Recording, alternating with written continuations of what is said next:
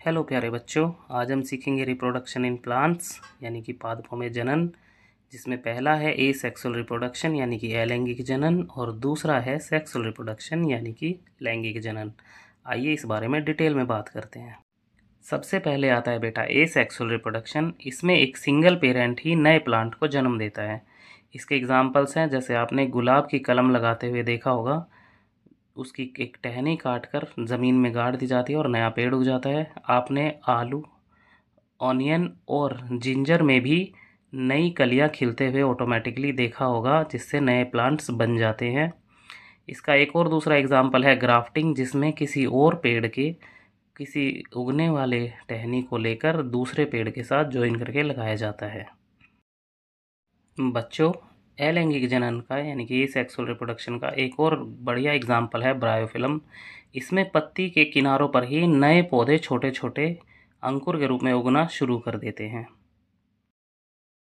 Asexual reproduction का एक और बेहतरीन एग्जाम्पल है ग्राफ्टिंग इन प्लांट्स, यानी कि पौधों में किसी और पौधे का कोई टहनी लगाकर या कोई दूसरा कटा हुआ हिस्सा लगाकर उस पौधे को ग्रो करना, जिससे कि उसमें न्यूट्रिशन दूसरे पौधे से मिल सके, जैसा आप पिक्चर में क्लियरली देख सकते हैं। बच्चों, अब हम बात करेंगे पौधों में लैंगिक जनन की। लैंगिक जनन के लिए पुष्प यानी कि फूल पौधे के नर व मादा जनन अंग को अपने अंदर समाहित रखते हैं। इन के बारे में हम डिटेल में बात करते हैं, आपको वन बाय वन दोनों नर व मादा यानी कि मेल और फीमेल पार्ट्स को पिक्चर वाइज दिखाकर।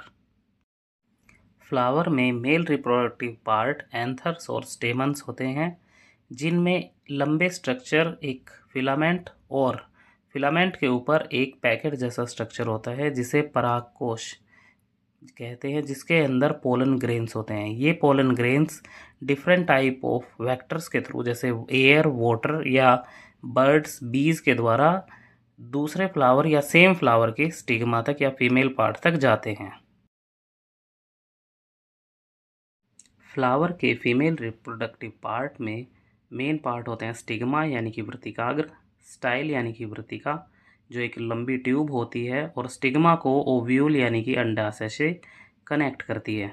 जब भी पोलन ग्रेन स्टिग्मा पर लैंड करते हैं यानी कि आकर टिकते हैं, तो वो एक पोलन ट्यूब ले जाकर स्टाइल के थ्रू ओव्यूल्स तक जाकर अंडाशय को निषेचित करते हैं। अब पॉलिनेशन की प्रोसेस होने के बाद बच्चों फर्टिलाइजेशन होता है, एम्ब्रायो डेवलपमेंट होता है, सीड्स बनते हैं और उस सीड को जब मिट्टी में बोया जाता है तो उससे फिर से नया प्लांट बन जाता है। तो ये थी आपकी class. Thank you very much.